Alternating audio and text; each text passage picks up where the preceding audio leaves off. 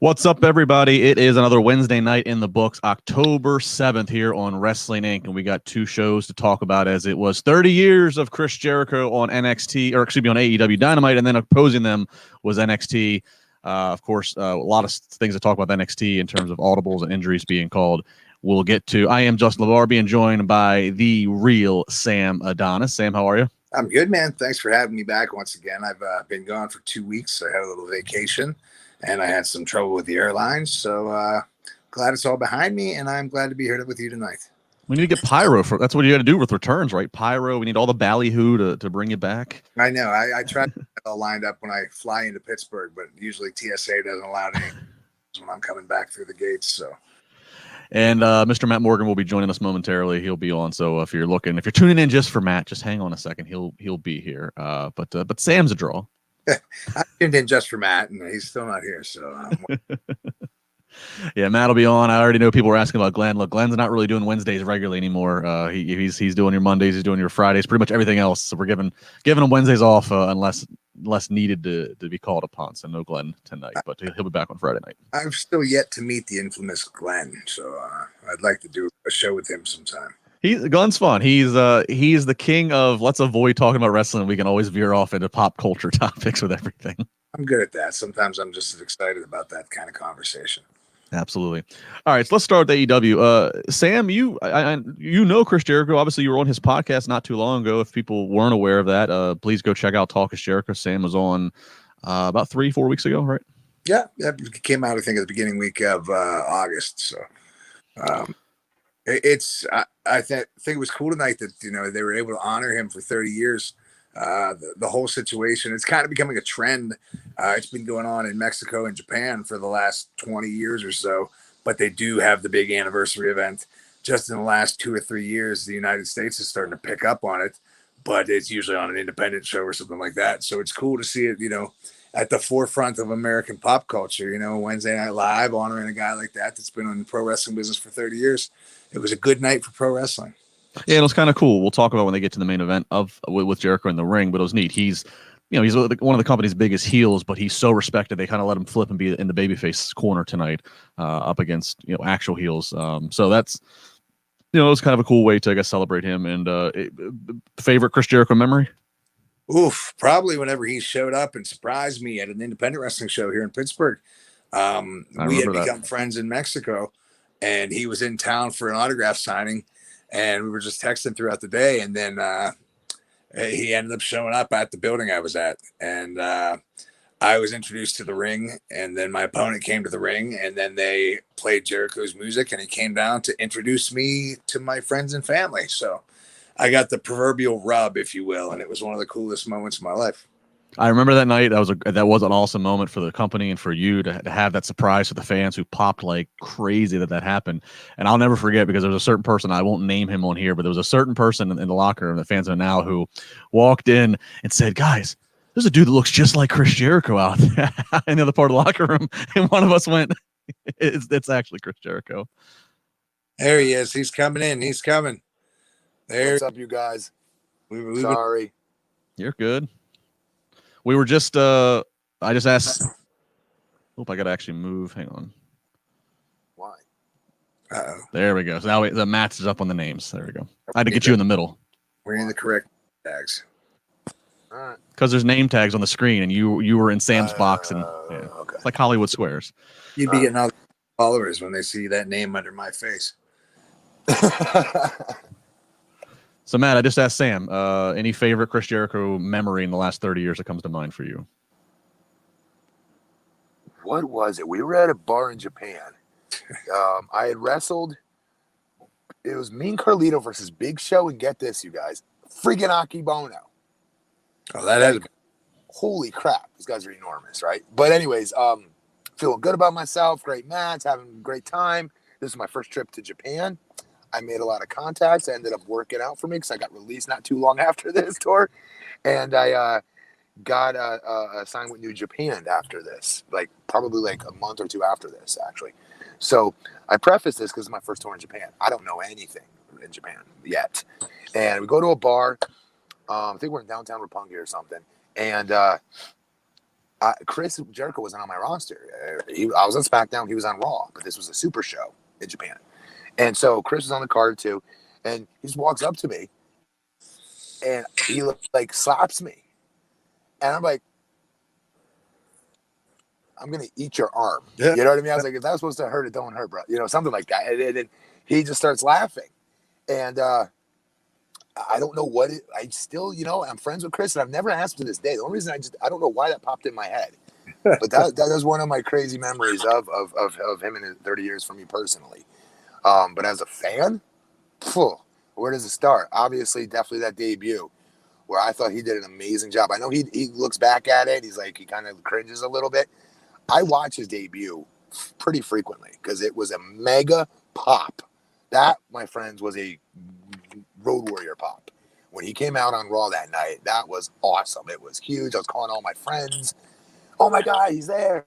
You know, and that's probably my favorite memory. Yeah, his debut is. I'm the same way, man. I love to hear the if you find the good version of it, to hear the crowd just go nuts when the letters flip and it says Jericho on the screen. Oh, he was immediately a mega star that night, right? All right. Well, we will talk more about Chris Jericho when we get to him. Of course, their whole night on Dynamite, they have a lot of different cameos from people in wrestling and just in music and pop culture. Just giving them shout outs. So pretty cool for AEW to have some of that crossover appeal. But we kick off Dynamite. We kick it off and we have commentary there with Jim Ross, Tony Schiavone, Excalibur, and then Jim Ross. He's trying to introduce Taz and Ricky Starks, and he calls him Ricky Skaggs or something else, and things got off to a little bit of a funny start there with getting Taz going of an improper introduction. But then Taz's guy, Brian Cage, the FTW champion, comes to the ring. He's going to take on challenger Will Hobbs, who just signed AEW a few weeks ago. And there's two big sons of bitches going at it with each other here, doing some things that big men don't normally do. But at the end of the match, ultimately though, Brian Cage gets the win after he lands his drill claw. So Matt, as a big man yourself, how do you take this first match? It was good. It was, like you said, it was an evolution forward style, right? Big man match, right? Today's current business model, if you will. But I don't like big man versus big man without any build. I personally don't. I think you waste an opportunity down the road. You know what I mean? We'll always now remember this match. Will Hobbs could be a star, bigger star. You know what I mean? We'll remember this match. You know what I mean? If they ever match up again down the road a year from now, when Will Hobbs gets hopefully a push and gets a real opportunity. You know what I mean? But I don't know. Good match. Great match, though. I like the match. Sam, how's this opening for you? I really enjoyed it. I'm good friends with both of those guys. It's always fun and exciting for me to see my friends in that position. They worked their butts off. I thought it was cool, you know, that they did.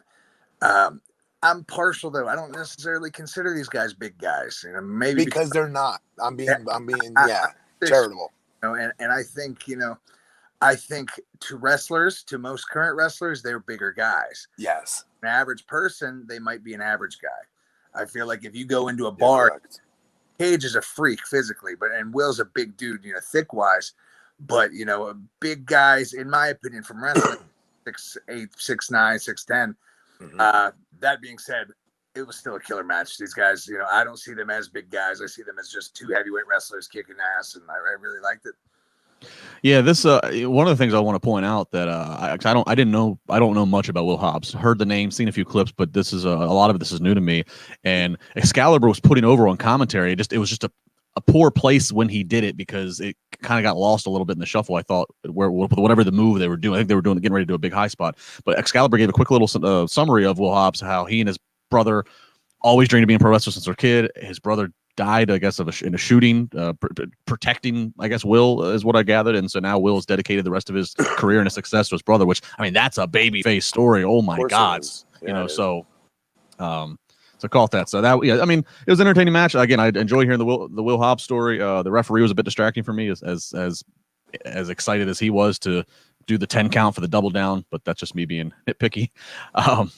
After the match, though, Starks starts heading to the ring. It looks like Starks and Cage are going to 2-on-1 Hobbs, and then out comes Darby's appearance gets Cage and Cage and Starks to leave the ring, which I didn't love that, but nonetheless, the heels got out, and Taz told him to save it for another time. So, continuing to build with Darby and his issues with Taz's group.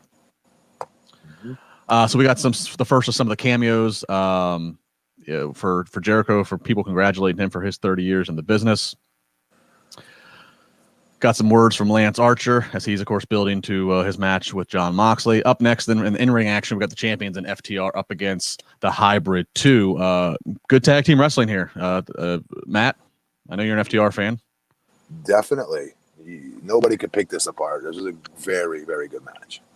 Very, very creative. That's the best way to put it. And I knew as soon as they announced that match at the beginning, it was going to be that. As far as innovative offense, I will go as far to say that Angelico and Jack Evans might be the two most innovative guys in wrestling. They've been coming up with ridiculous things every match for 10 years, and they change it up every match. On the flip side of that, I think the Revival may be two of the best architects in current wrestling as far as knowing how to place things and making sure it's done right. This match had all the ingredients for being something awesome from the get-go, and they delivered. They all did really great tonight. I really enjoy watching any of them in the ring. But as much as Angelica is one of my best friends on the planet, but I still think, as far as being a genuine fan of wrestling, there's not too many people I enjoy more than watching the Revival. If you guys haven't seen it yet, you're friends with him, Sam, so obviously you have. But I was watching Dark a few weeks ago, and Helico had a singles match. And he came out of the tunnel to his music. He's got some cool music, and he was dancing. I know that sounds weird or lame or whatnot. It wasn't. He looked freaking cool. He looked like he knew what the hell he was doing. I don't know how to explain it. I encourage the fans to go back and watch a Dark episode with Angelico in a singles match. You'll see what I'm saying in his entrance. I think that's him being a little bit more in his element, because that's kind of how him and Jack would come out to the ring in Mexico. They would do dancing, and then because Jack, cool as hell. Jack's background is a break dancer, right? Yeah, so incredible with his agility and whatnot. But I think it's just a matter of time. I don't know what the future holds for them, but in my opinion, I could see Angelico being a single star. He's just too big, too charismatic, good looking, can move. Right. If an opportunity presented itself, I could see him kind of taking it to the next level by himself. I hope he gets that chance, because they booked them as a tag team. They don't win, and I don't get why. Because the points you said earlier, you're 100% right with their innovation on offense, and I didn't know they were in Mexico coming out dancing like that. So I've seen Angelico do it. I'm like, he just went up 10 points in the cool factor with me, because I can't do any of that shit. Yes. And I was like, he looks like he knows what he's doing. He looks cool. They need to book him differently. Many a nights in Mexico City that me and Angelico busted out some of those same dance moves. So, he's a good guy, and hope for the best for him. I'm gonna guess tequila was involved. He likes whiskey. I like tequila. I'm all about tequila. I knew you did. That's why I figured it was there. FTR did get the win. I'll get back to what happened after FTR's match, but I did gloss over something that is worth bringing up real quick. And the first of the cameos, it was a big deal to a lot of fans. And Sam, I'll let you kind of put this in perspective. Among the cameos to start, first congratulating Jericho, was Hiroshi Tanahashi, and a lot of fans really noticed this. And then actually in that Lance Archer promo, he mentioned first wrestling Moxley in a Texas death match in New Japan Pro Wrestling. So there was a lot of New Japan references, relatively speaking, here on AEW. But Sam, you've wrestled international over the world. Put in perspective to American fans who aren't familiar who Hiroshi Tanahashi is. That would be the equivalent of Japan's John Cena right now, probably for the better part of the last 20 years. The number one good guy, the face of the company for New Japan Pro Wrestling. So he's respected by wrestlers as being a performer, but as far as a pop culture sense, he also is a very big star. So I think a lot of these cameos kind of showed the value of Jericho as a pop culture influence. Yes, there's Tanahashi and Ultimo Dragon, but you also have Paul Stanley from Kiss and Lars Ulrich from Metallica. Mm-hmm. That goes to show you how important and how many lives this guy touched. And it was really cool seeing this cameos throughout the night. So Tanahashi, because Justin doesn't pay attention who Matt Morgan wrestles, obviously. I wrestled him right when he got done being he was getting that Randy Orton John Cena push before they became heavyweight champions.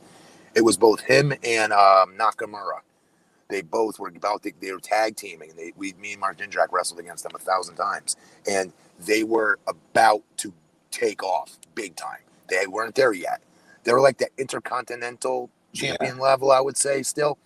But dude, Tanahashi was like the Randy Orton in Evolution, the good-looking guy that gets all the girls that the company is going to be building around very soon, and be their top dog or their ace. Going on the streets with this guy is insane. He gets, at least back then, he was getting mobbed. And he wasn't heavyweight champion yet. This was the next big thing kind of a deal, right? He was the next in line after Chono and them. Chono was still there with the company at the time with Tenzan. And him and Nakamura were the next ones up. But I'm telling you, I've never seen something like that where I've seen like girls running to him, not after a wrestling show. I'm talking like went to the gym or something like that and was walking out. They freaking flied at him like 1,500 of them. It was crazy. Megastar. Yeah, so I want to make sure we've got that perspective because I skipped over that. That was blowing social media up for fans to see that. And so a lot of speculation. And New Japan Pro Wrestling. I wanted to punch myself in the mouth when TNA, when I was there, brought Tanahashi there, and I'm like, I went to Russo's office. Like, do you know who this is? Like, what are you doing with him? Like, make him wrestle Kurt Angle. Make him wrestle. Like, what are you doing? They had him wrestle like, okay, AJ. It was a great match, but. I knew they didn't know who he was. You know what I mean, Sam? Yep. I was like, you idiots. Well, and this comes again. It was a big story last week. A lot of speculation as New Japan got a shakeup in their management last week. So what happened? I don't know what his exact title was. I think president, but they ended up firing him, and that's perceived to be a shakeup of how New Japan might move forward and maybe what it might mean for the relationship here in America and their. Okay. Sorry for I didn't mean to go off there. Sorry. No. And so after the match, FTR wins. Back to the program here. FTR does win, and then after the fact, we see the best friends in Trent and Chuck come out, and Chuck Taylor and Trent out there. They're wearing shirts with calling FTR weenies, and they are the number one contenders, and they are going to challenge for FTR's tag titles next week on the 1-year anniversary show of AEW Dynamite. So, which will be a good match, by the way. That will be a good match. I just not a fan of their characters. That's all. maybe if they win the titles, they'll ride off into the van. Stop trolling me, Justin. I know. We get an MJF video message to Chris Jericho talking about really putting Jericho over, and one of the first times we've ever seen MJF on camera not having any hint of sarcasm. He really was kind of giving a little bit of a heartfelt Chris Jericho love. We'll keep that in mind for later. Up next, it is one of the two main event matches that they're hyping around. This is what's going to, of course, anchor the first hour, and this is the dog collar match for the TNT Championship between champion Brody Lee and challenger Cody. And they have Greg the Hammer Valentine in the crowd, cutting away to some reaction to him. Of course, Greg famous for dog collar match back in the early 80s with Piper. With Piper, right. So that was kind of cool to see them try to acknowledge that and really build up the context of how violent and how great this match could be. Yep. So we got the championship entrances, we got the championship introductions, all that. This match, bloody, innovative as a dog collar match is going to be in terms of how you use the chain, how you manipulate with your opponent, and you're always within X amount of feet with them. One thing I will point out that I got to say, they had commercials in this match. I mean, this match was the length of it that it was, so they had to cut away to commercial. But when they did the picture-in-picture. But I couldn't believe the one table spot they did it during a commercial. And yes, you could still see it, but when they went to commercial and I'm watching the guys, they're getting closer to this table. They're on the apron. I was like, the referee or somebody has to tell them, hey, we're in break. Just stall, go back and forth, mess around, and hold the bump until we're back. And they didn't, and I couldn't believe they did that. Okay, good for you, Justin. Yeah. Yes, good for me. It was bothered. You're right. No, you're right. But nonetheless, so back and forth, it's definitely worth watching. And at the end of it, though, Cody does get the victory. He beats, he hits Crossroads. He beats Brody Lee 1-2-3. So Brody with just a couple week reign here as TNT champion, and now it's back to Cody. So before we get to the aftermath of who Cody's next opponent is, which they did tell us, Matt, your reaction to the match and your reaction to them deciding. Great match. Listen, let me get in here. A great match, well executed. There's a couple things like the table spot that you took the words out of my mouth, and I love Cody Rhodes. I love his energy. I love his new lease on life with this company. He puts every ounce of his soul into all these matches he's in. You can see it. You sense it. You feel it. And if there was a crowd there, they would have popped big time. But with that said, I would not have taken the title of Brody Lee yet. No. What are we supposed to be thinking of the Dark Order? Are we supposed to be calling them Dark Order again or Dark Order? Like, they just start becoming more serious. We're starting to take them more for real, right? They're getting character development, some layers to their characters and storylines, multiple ones. All right, in that in that group, and this is your leader.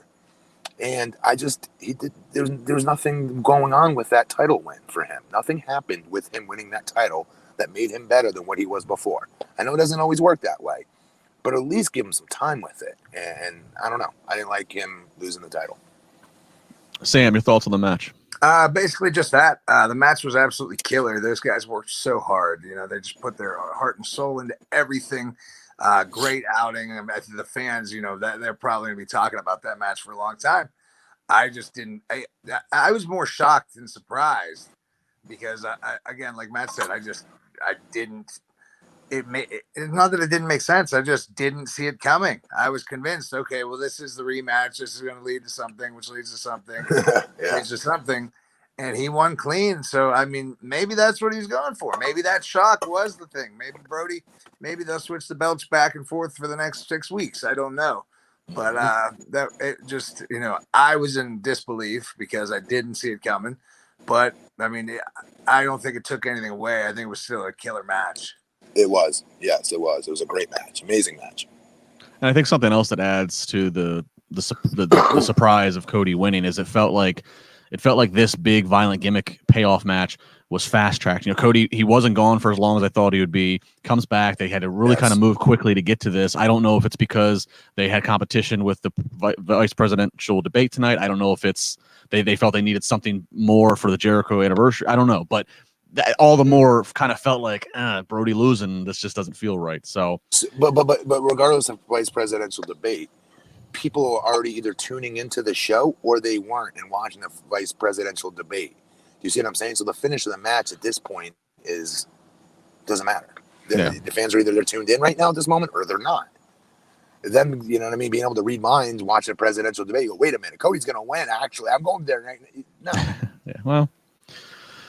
Nonetheless, that's what they decided to do. After the match, we get the kind of, I did it, celebration promo from Cody. He's got his family all around him. And then he says he wants to defend this title, and he wants to defend it next week on the 1-year anniversary of Dynamite. And Tony Schiavone, well, who's going to challenge you? And all of a sudden, out comes Orange Cassidy, who gives a thumbs up. Cody gives a thumbs up back to him. How do you guys feel about Orange Cassidy, who they've been building with giving wins, challenging for this title? He is going to win this title. I do. So maybe that Sam Adonis. What do you think of that possibility of Orange Cassidy becoming champion? Oh, I see it as them stacking a card next week, and that's a match. It's two of their marquee guys. I think that's what people want to see. I don't think it's something that's been done. So understood that they already have a big main event plan with Moxley and Ambrose, or Moxley and what's his name? Lance Archer. I'm sorry. Yeah. That's there as their main event. Now they have a very strong semi-main, and I'm sure in the week's time that show is going to get even more stacked. So no matter what, the tag team match too. Sorry, the tag team match is going to be good too. No matter what happens, it's a stacked card, and I'm sure it'll work out. People love it. It'll be a good match, and everything will go great. Well, Matt, let me ask you this then. If Orange Cassidy does end up beating Cody for the title, does that make you feel better about Brody losing, that Brody at least lost in a violent dog collar match to Cody versus losing to Orange Cassidy? It does, because I don't think Cody needs it. I don't. I think, but to be fair, they were introducing a new title. You do want to put on somebody with street cred, right? That's very reputable. That is a Cody Rhodes, and he did. I liked him with the title when he first got it. They first put it on him. Another possibility is, Cody could possibly have stepped up and wanted to be the transition. I think he takes a lot of responsibility for this company and wants to be that guy that's, he knows he has enough star power and rub that he can give to people. So maybe it is for Orange Cassidy. That could make a lot of sense. And then here's the next question. This is what I was asking before, though, Sam. What do you think of Orange Cassidy as the champion? Do you have a problem with him and his gimmick?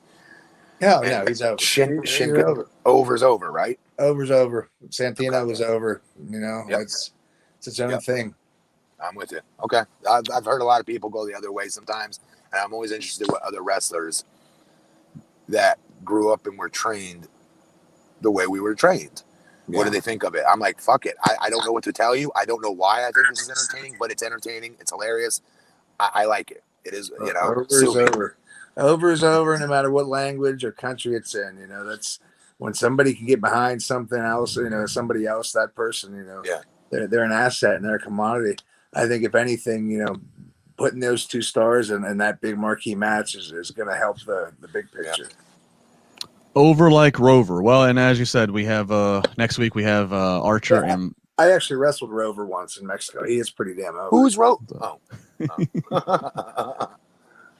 Well, next week we'll have Moxley versus Archer, as Sam said, and so whoever the champion is come Full Gear in November, they will be taking on, I believe, the winner of this 8-man tournament. 3 more names were announced tonight by commentary. Those 3 guys, I can't remember the other ones that were already announced, but the 3 more that were announced tonight were Wardlow, Colt Cabana, and Hangman Page. One of the ones who is already announced is Kenny Omega, because we go to a backstage interview with him.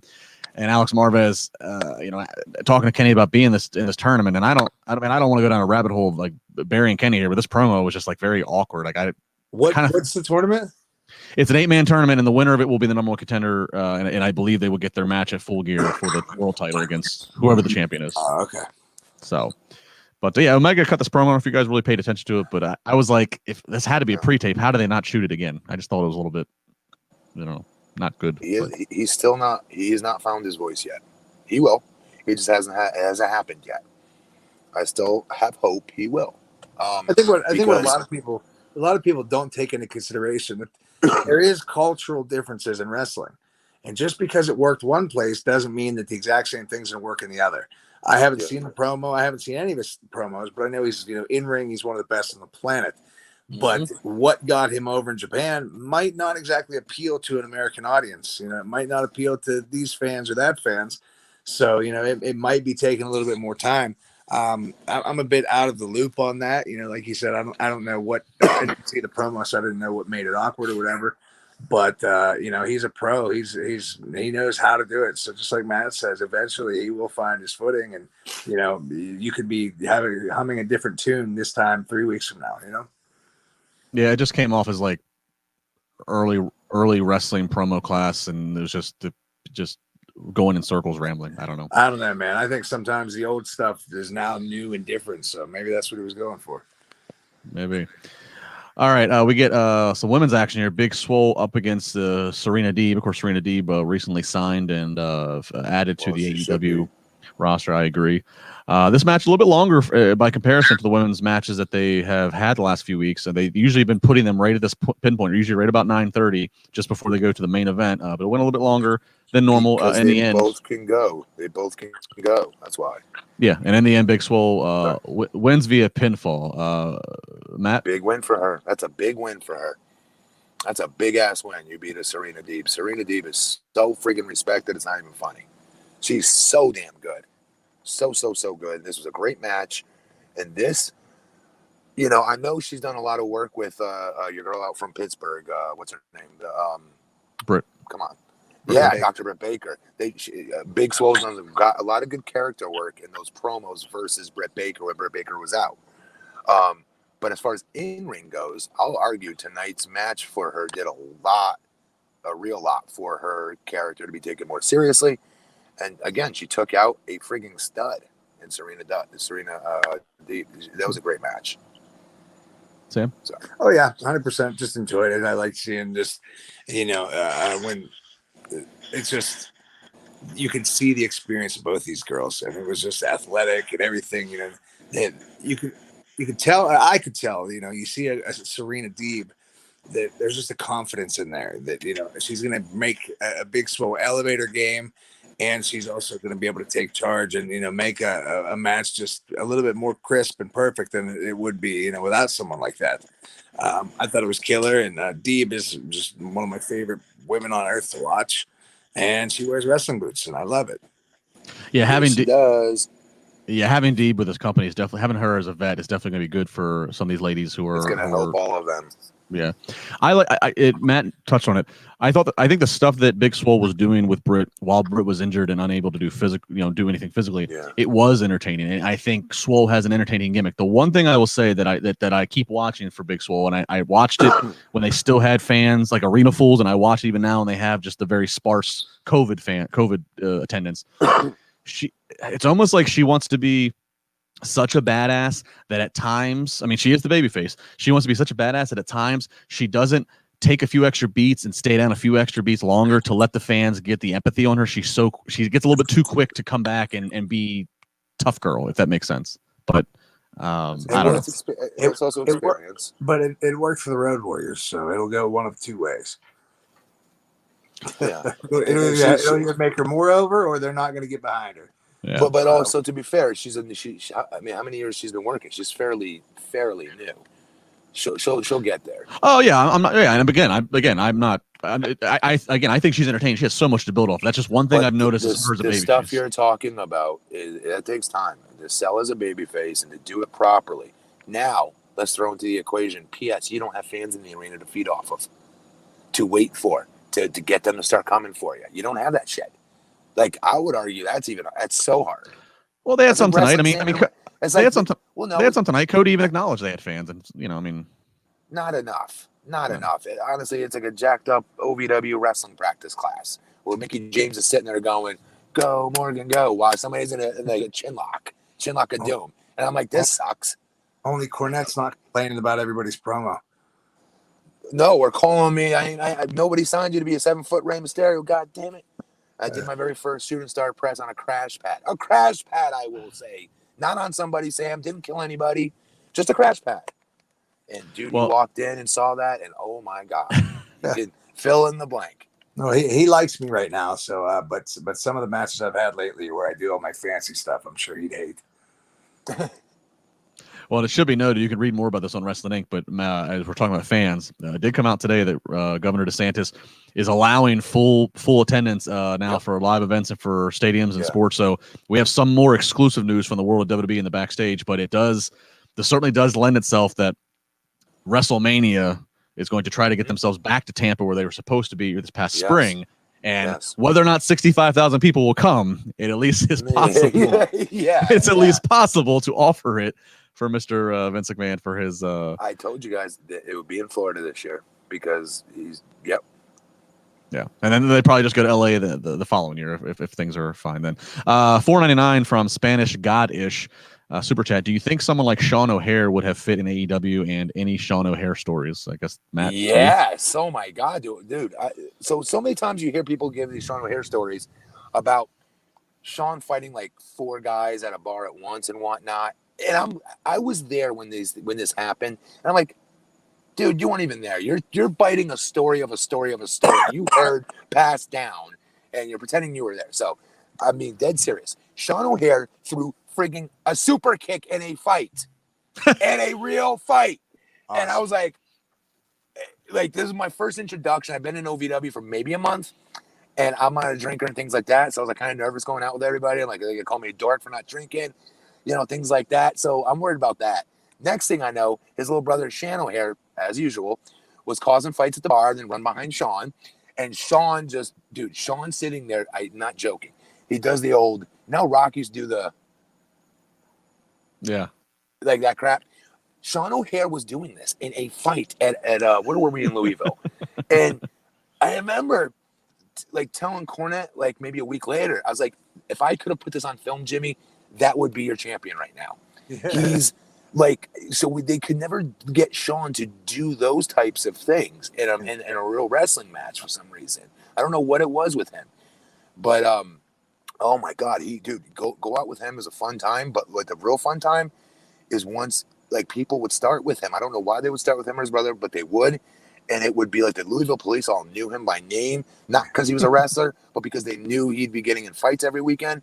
And the things he would do, though, I'm telling you guys, I'm not exaggerating. A super kick to a guy's right here, his temple. I just never seen anything like it.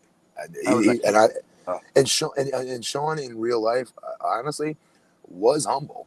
If you can get him one-on-one and not trying to put on a show in front of everybody, you know, in front of the wrestling class and things like that, Sean was a good dude. He was humble, and it sucks that he's no longer here with us because he was addicted to the same things I was.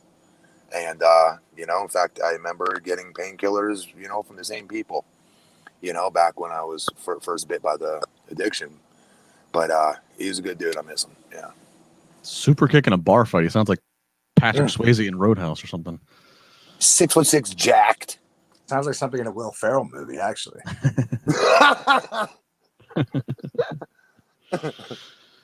Well, good story. That was a good super chat. So thank you there. All right, back to Dynamite. We get this is a really well done package piece with Jon Moxley. He's kind of like wandering in like a desert, and he's been sitting in a bar with a shot in front of him, and he's, you know, doing a good promo, hyping up his battle with Lance Archer, and closing line is everybody has to die, and it would be pretty good. I definitely recommend checking it out if you missed watching it live.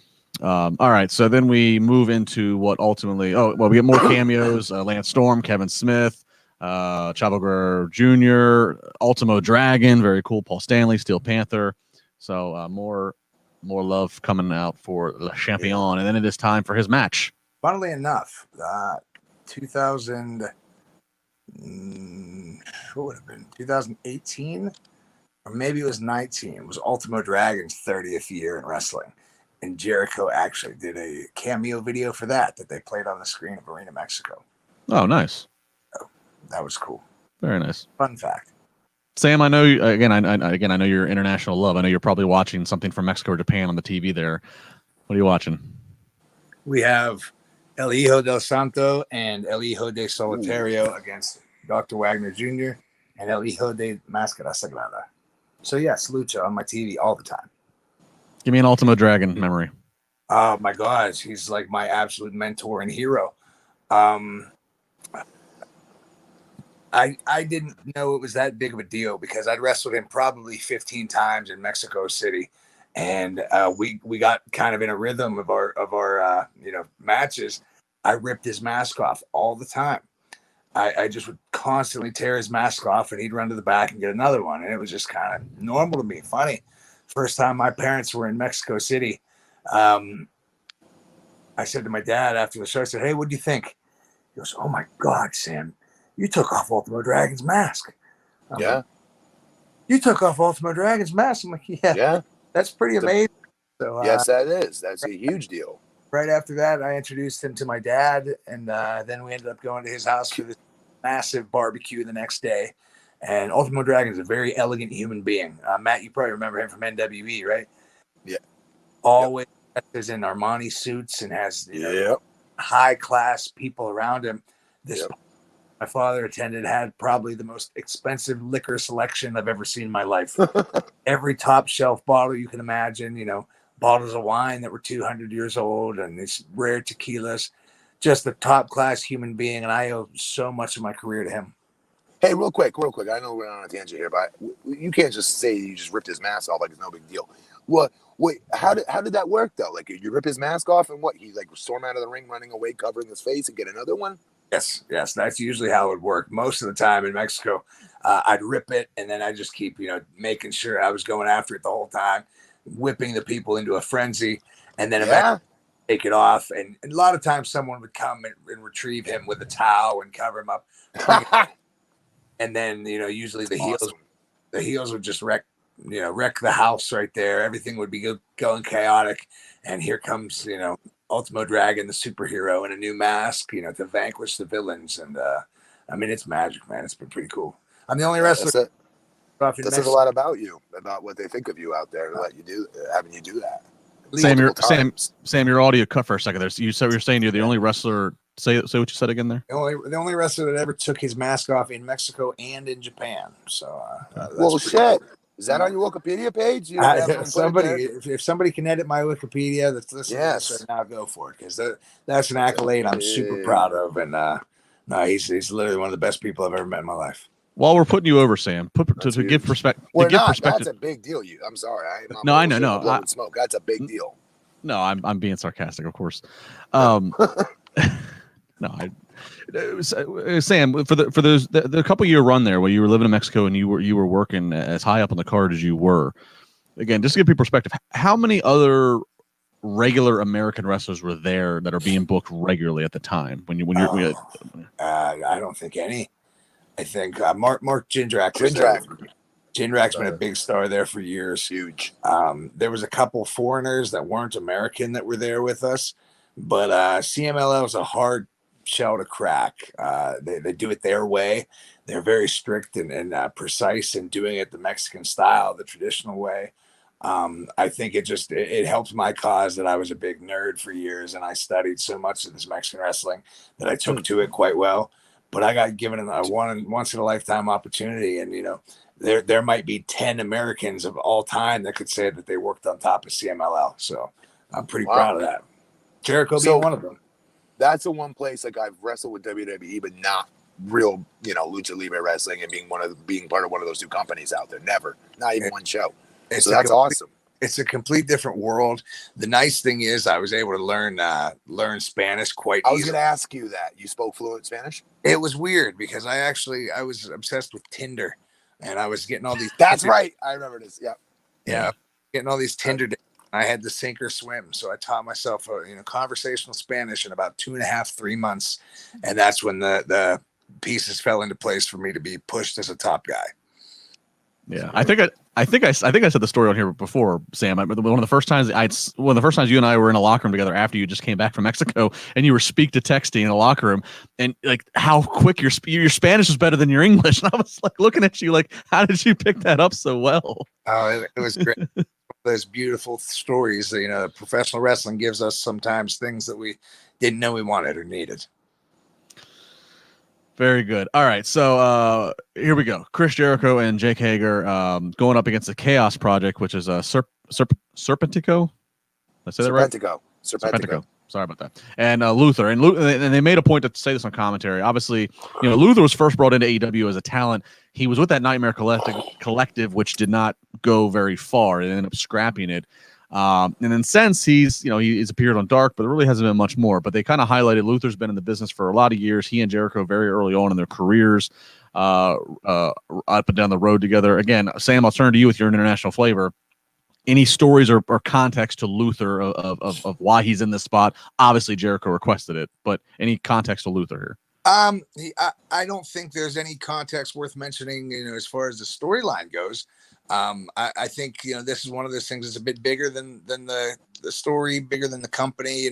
It's very rare you have somebody that's going to make the impact that Jericho did. And, it's just something special for him. Dr. Luther has been around for years. And it's funny because when AEW first came out, that was one little shocking surprise that I kind of was taken back by because, I grew up watching this guy on tapes. He's one of his, original friends in the wrestling business. He has the experience to back it up.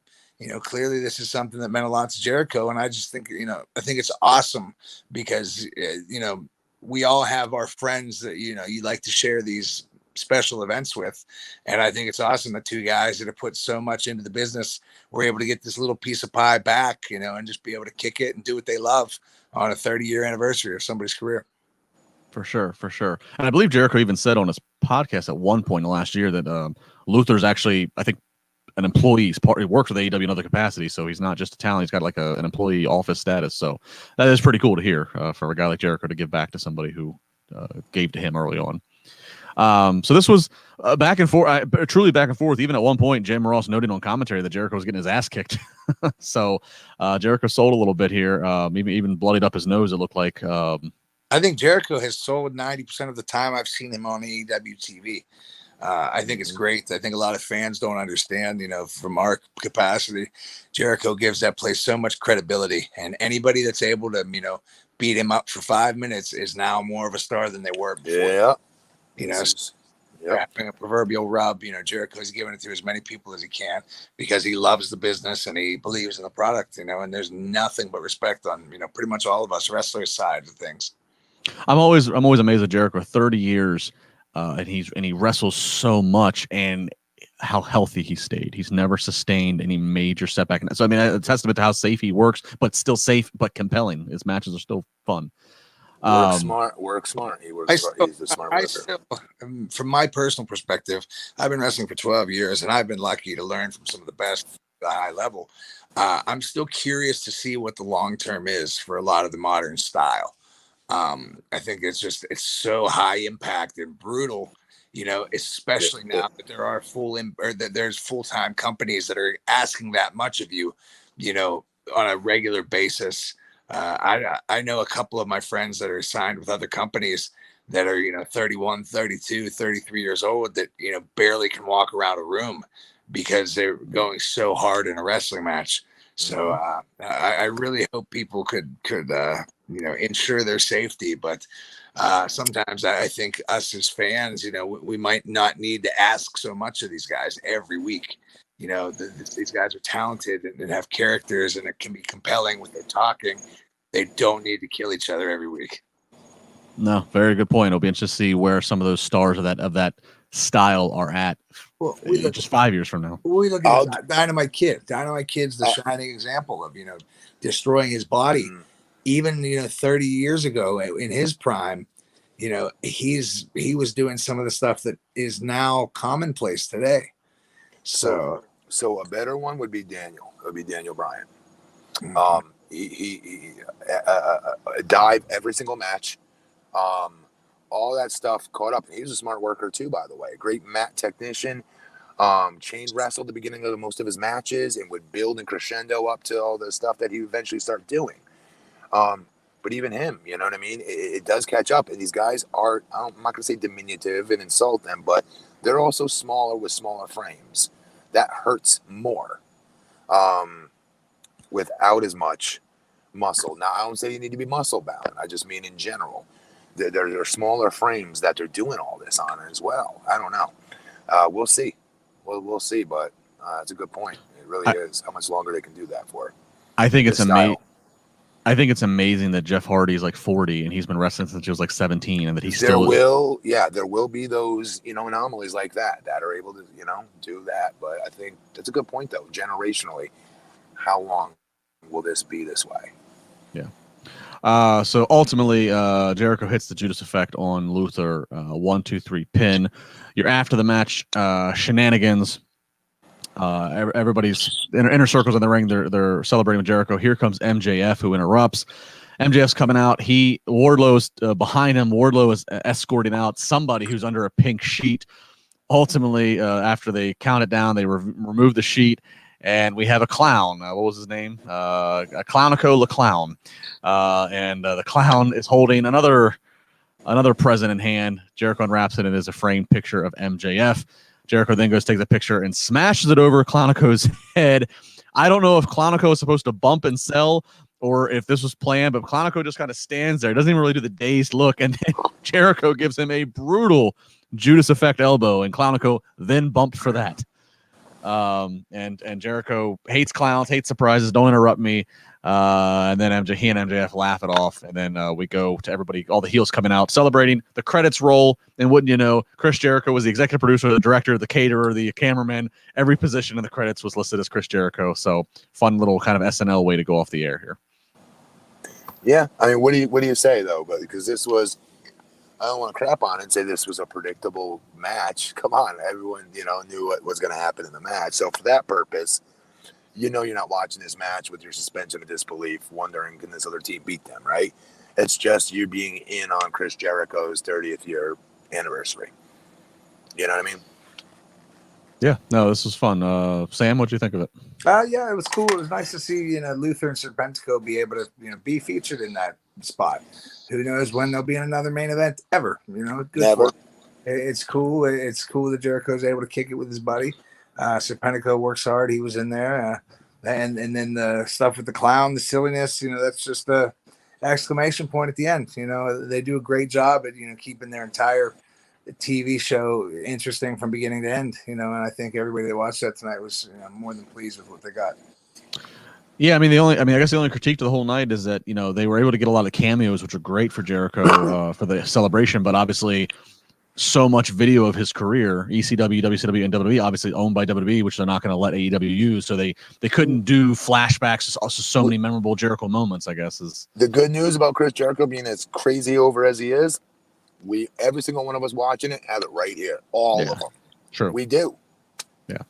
Very true. We don't, $5 super chat from Intense Donator. What a time to be alive. There's Jericho celebration today. No goddamn boring Raj. Sam returns. Good show today. I always learn cool stories from Sam. Why, thank you, Intense Donator. Well, Intense Donator, that $5 is going right to Raj's wallet. So it's going right to my head. Yeah, you got Raj there. Give him $5. You got him. Yeah. All right, so that was AEW Dynamite. So again, they're setting up for the big 1 year anniversary show next Wednesday. So overall, a pretty decent show to say. The show always moves very well. I do. I like the pacing of the show. This was a good show overall. Absolutely.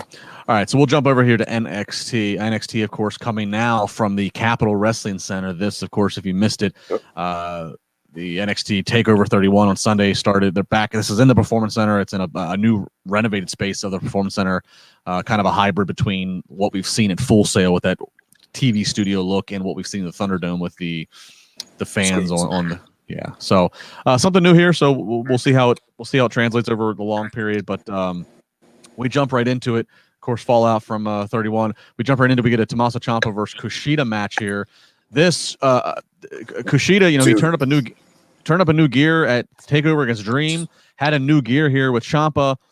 Back and forth. The finish ends up being we get all this great action, and then Velveteen Dream comes out, casts on his hand because he has a wrist injury, jumps off the top rope, accidentally hits Champa, and then that calls for DQ. So this match was friggin' awesome. I want to go back and watch it though because I was being pulled to AEW a little bit hard here.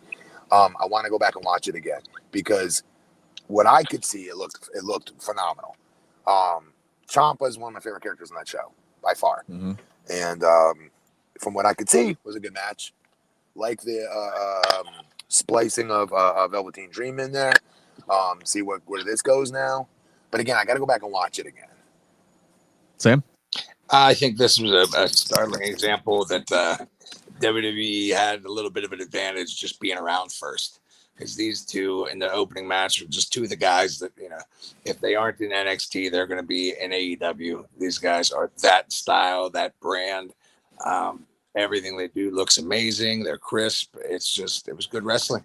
It was definitely two of the best on earth at what they do. And it's like the way to set the tone for that show.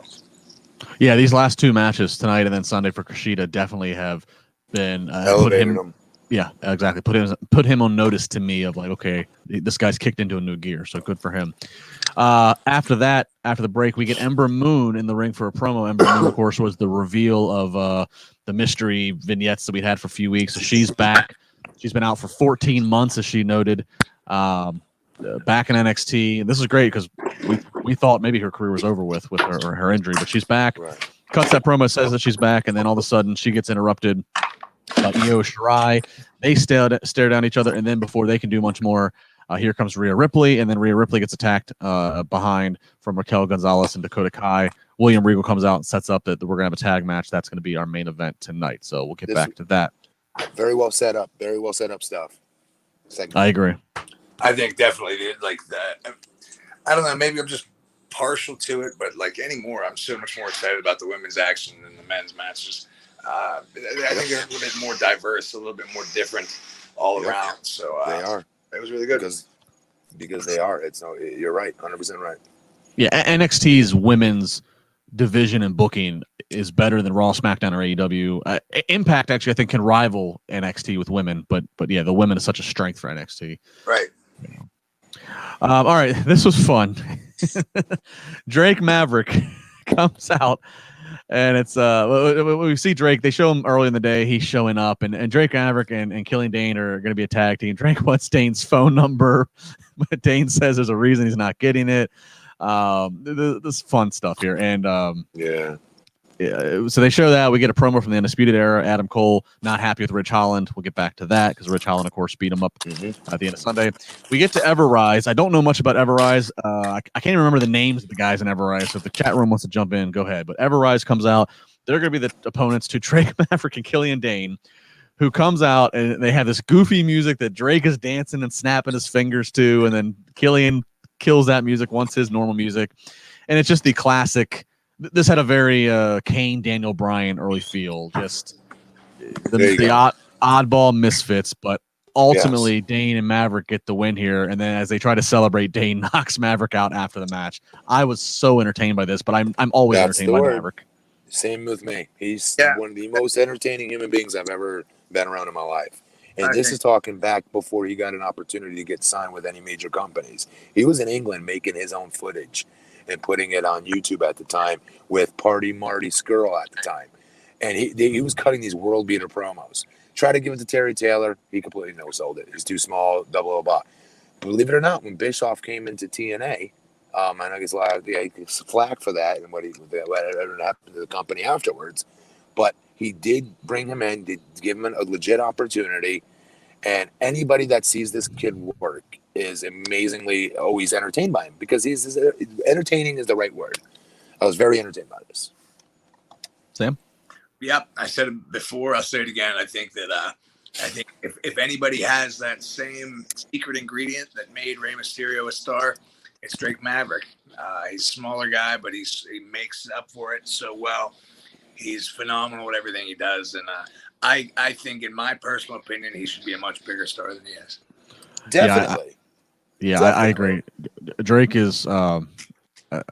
I've gotten to spend time with a million people in the entertainment business, wrestling and otherwise, and Drake Maverick is. I mean, he could just read the emails that are in his phone, and he would just make it entertaining because of his. Dude. It's just the way he is. This is in England, in the indie scene in England, he used to have this entrance that he'd come out to Guns N' Roses, and Sam, he'd do the whole spot where he'd like trip through the rope to get into the ring stuff, but it worked in a different way that I know I couldn't make it work, or a lot of today's wrestlers would not make it work, and these people would just start dying laughing at him. He's just so damn good, man. He's so good. He actually had a years-long feud with my brother in England back in, I think, 2004, 2005 for one PW. So I've known about him for years. He's definitely, proof in itself that he's one of the guys that is, if you're willing to put the hard work in, you'll get out of it, no matter how long it takes. I don't know what the currency is, but it's 100 whatever. Jamin John. Hey, Matt, how's working with Christopher Daniels in TNA? Loved it. He's a ring general. He really legit is. If you guys see his gear, you always see him with the patches and the medals on his outfit before he comes into the ring. It's because he refers himself as a ring general. He really is, though. He's a great quarterback. He was the one that would call my matches at the time. And thank God he did. I had a pay-per-view match versus him, and he made me look like a friggin' monster. I just shut up and let him lead me. So there you go. One more super chat before we keep going here. $5 from Kelvin Alexander. I like Everrise. Both guys cut entertaining promos. Yeah, Sam, you and I were. Everrise here. Yeah, I saw a little bit of a clip on them. I think it was on Botchmania or something recently, but I don't know anything about them. I don't know where they came from, but I like them because I can see the way they move, and the promo is what got me. Very good. So we'll have to do some homework on Everrise with Kelvin R. Alexander. Thank you for the money. Thanks for the thought there. So some fun shenanigans after the fact there with Drake and Killian has said. We get a video package for Toni Storm. So she's back to the NXT brand from NXT UK. Such a star. Star. Waiting to happen. I agree. And NXT does a really good job. Well, WWE as a whole does great jobs of packaging and producing these profile pieces. We also get a video earlier in the day from Gargano and Candice LeRae. Next match, we get Austin Theory versus Leon Ruff. Austin Theory, pretty much a squash match here, but then that leads to Austin Theory running his mouth on the mic. here comes Dexter Loomis, his return to the we saw him backstage briefly last week, but this is the first time he's been back, in the arena, in the ring for like 2 months, and we get a Dexter Loomis Austin Theory match. Dexter Loomis continues to, he just grows on me every week. He gets the win. He's just the cerebral stalking that he does. He gets the win with his silencer submission. Matt, thoughts on this? Was good. I like it. I like his character. It's very definitive. It's different. I dug it. I did. I liked it a lot. This was good. Sam, what do you think of Dexter Loomis's look? He looks fantastic. He's so creepy looking. So creepy. Pull off a mustache like that's okay. In my book. Honestly, I didn't watch this match. I think I was more focused on the other program for what I've seen. Yep. I know I've honestly never seen him wrestle a match. That's that Sam Shaw from TNA. Yeah. I know enough about him. He looks cool, and that's literally all I have. And I apologize to anybody that needed more than that. That's all good. After the match, Cameron Grimes comes out of nowhere and attacks. He puts Loomis, he knocks Loomis down and taunts Loomis to his face. Of course, this is a carrying over from the run-in at TakeOver. That's when we saw Dexter Loomis. So Grimes all smiles and his personality. We actually see Grimes later get called up by the interviewer backstage and dismisses Loomis, and Grimes excuses himself because he's off to the moon. So this Cameron Grimes character really just kind of very aloof and out there. Yep. So we'll see. We also get a note about how Kyle O'Reilly and Finn Balor, what a battle they had last Sunday. The doctors can't believe what they went through. Finn Balor's jaw legitimately is broken in 2 places. He's going to be out of action for a while. Mm-hmm. That's all we've got from him. They obviously, creative is still figuring out what to do.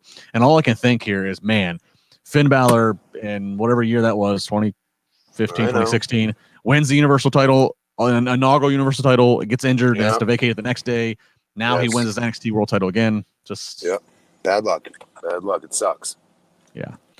So we'll have to wait and see if they have to pull the title off of him or what they do. Again, this is of course Balor's champion, of course, because Karrion Kross had to vacate as soon as he just won it a few. I do think though, Sam, what do you think? Yeah, Sam, what do you think? A broken jaw.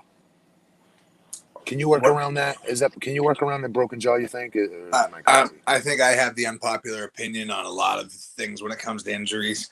But this one specifically, it's up here, though. You know what I mean? If you bump, does that mess your jaw up? I don't know. I'm sure a doctor would tell you not to do it, but I've seen guys do ridiculous things all the time. Yeah. Probably where you're at. Again, if I was in the financial position he was in, maybe I'd be able to take a week off and get paid the same, But I think a lot of people, if it happened to somebody else, I think they'd probably push through it. Not saying it's not him being a tough guy, but he's already famous. He's already in the position where his health is the priority. Where some of the young guys might need to push a little bit harder just to be noticed. Yeah, gotcha. Well, that's a good point, Sam. He spent a couple years earning Raw and SmackDown money. Right. So yeah. But I mean, I'm sure he's probably the kind of guy that would push through it if he could. But he's such an asset to that company that they're gonna make sure he's taken care of at any cost.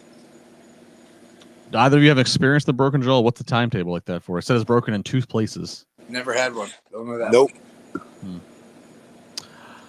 All right. Actually, I have a super chat here again. 100. Again, not sure from the same one. Jamin John. Hey Matt, are you still in touch with Doug Williams? Never heard from him since his TNA days. Is he retired? Me either. I mean, we follow each other on social media. I don't talk to him though. Love Doug Williams. I don't know anybody that's worked with him that doesn't. I wrestled him. I wrestled him about 2 years ago after his TNA run. He came back to a few shows in England. I wrestled him a bunch of times, but I think he had gone on a retirement tour since then. Yeah. And I'm pretty sure as of right now, he's not doing anything.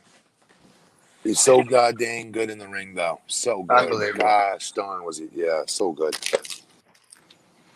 All right, so we go. All right, we then get a match here with Rich Holland. They're putting Rich Holland over, obviously big, or their plan was we're going to get to something that actually, again, it's talking about injuries. This is scary. Rich Holland's up against Danny Burch, and Holland gets the win. Trying to make him look, very vicious, very physical guy. Gets the win. After the match, we get Holland continues to beat down Burch. Only Lorcan runs out, tries to make the save. Referees come out, so we get the big shenanigans. Well, and we have the actual story. We have photos and videos on Wrestling Inc. or Holland is on the outside of the ring, I believe. Lorcan jumps, and basically Holland catches him, and you can look. It looks like something with his knee, leg, or ankle somewhere in there. Rich Holland, it just buckles, and he falls to the ground, trying to catch him on this dive. Holland's on the outside, tries to catch him on the dive, just buckles. Ref throws up the X symbol. They end up stretching him out. So no official word yet on what's happened here. But Rich Holland, a guy who they look like they're getting ready to strap some rocket to, looks like he's legitimately injured. Yep, you're right. It seems like WWE, and not just WWE. It seems like that seems to be a pattern these days. It's just when it's your turn, you get hurt. Yep, happens all over the place. Well, and again, Sam, goes back to what you say, what you said about guys and the generation of how they work, or Matt, what you said earlier when we talked about Jericho, which is, work smart. Yeah, that could be it. That could be the reflection of the words. And then sometimes it is bad luck, because I know fans right now are saying, well, they couldn't control him being Finn Balor being kneed in the chin, with a running knee in the corner. That was what broke it, right? God, that sounds brutal.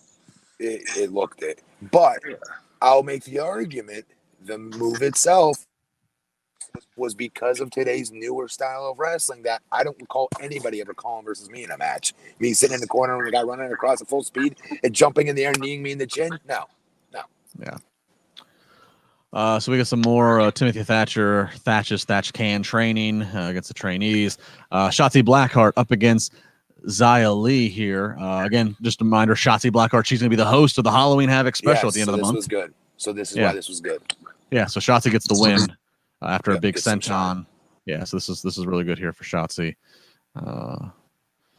And then finally, we get to our main event. Ember Moon and Rhea Ripley up against Dakota Kai and Raquel Gonzalez. Again, Ember Moon's first match on TV in 14 months. And just as she should, she hits the Eclipse, which might be my favorite finisher in wrestling. Oh, my God. You couldn't pay me to even attempt to try that, Sam. I would mess that up so bad. Bad. What if Cornette was watching? Yeah. As soon as I got to the second rope, he'd hit me with a racket. God damn, get your big ass down from there. That's not Cornette. That's nobody's paying doing Cornette. What's that? That is Bruce Pritchard doing Cornette. That is Bruce Pritchard doing Cornette. Yeah. He's right. Was gonna say though, her finisher is an amazingly impressive finisher though, for what it's worth. It's impressive. I could never do it. I just think all these girls are phenomenal in their own right. I think it's proof to me what's I think so cool and fun, because right now the women wrestling is finally getting the credit it deserves.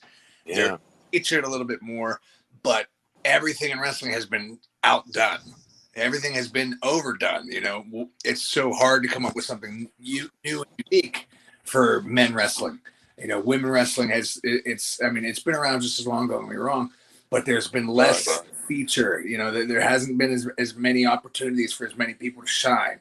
So it's nice to see the creativity and just each one of them be able to, form their own path in a brand new and unique way. Yeah, for sure. Again, NXT. If you want some really good women's wrestling, that is the place to go. All right, so that is going to wrap up. That's NXT tonight. And again, we throughout this conversation for this last hour and 7 minutes, we mentioned Rich Holland, we mentioned WrestleMania and the situation there. All those things you can find in depth on Wrestling Inc. If you want to go into them, we got one more super chat, and then we're going to call it a night. This is the third super chat for the same guy. Again, thank you very much. Jamin John. Hey, Matt, any funny experience with your 2003 backstage segment with Lesnar, Big Show, Nathan Jones, A-Train, where Brock just yells at you guys? Yeah. Yes. Nathan Jones looking like Tiny Lister with his eyes crossed when Brock comes to him and starts talking smack that we're the reason he lost Survivor Series. It's our fault. And so for that night, Brock makes us all have these singles matches to prove ourselves to him. And when he gets to Nathan, Brock just starts dying laughing. We had to cut it again because Nathan would get so intense. You couldn't tell if he was serious or joking. And he was never joking. He's just super intense. And this is a man who spent 10 years in solitary confinement and is a legit badass.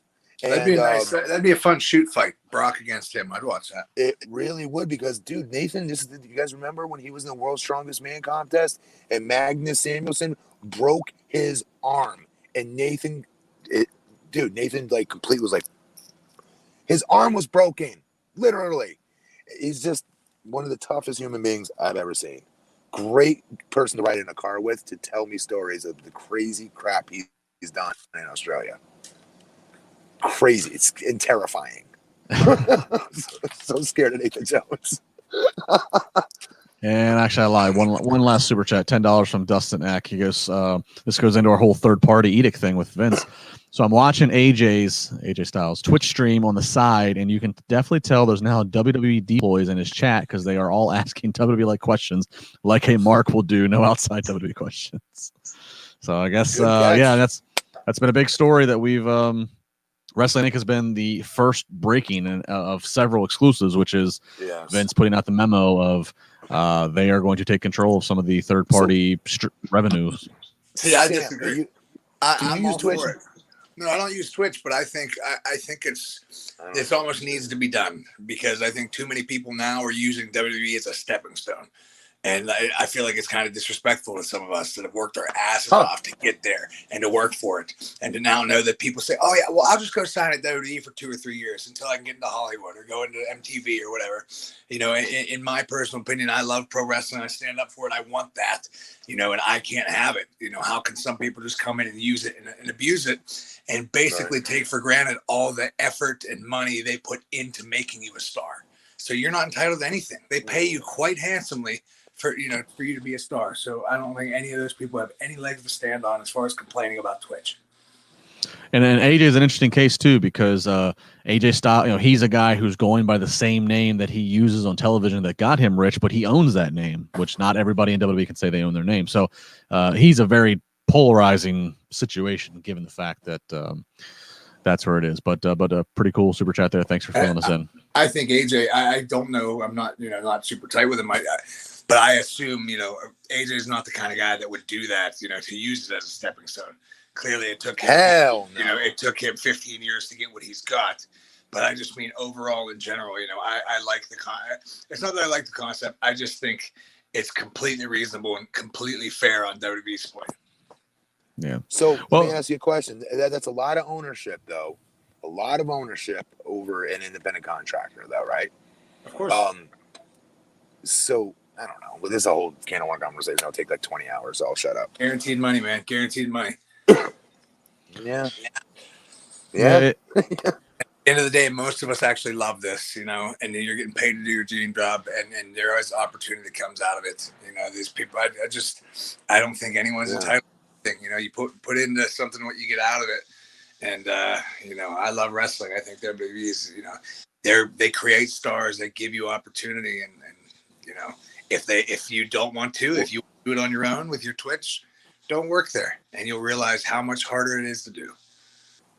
Yeah. And the one category of this that I will defend WWE, not so much with the Twitch, but like with the wrestlers who are doing the cameo.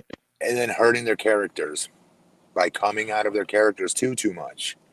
Well, there's that. There's that, Matt, but also the WWE talents that are going on Cameo, where people can pay for basically have these guys and girls basically cut a promo, and they basically want the character that WWE owns to cut a promo.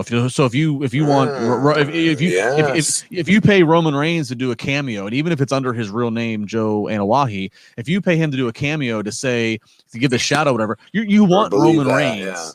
Yeah, you want believe that you want the guy, which is what WWE owns and has fostered. So on that regard, that would be like asking said actor. Yeah, and a movie studio owns that actor's character. So I that part I see WWE's defense. Definitely, for sure. I do too. For that, I definitely do.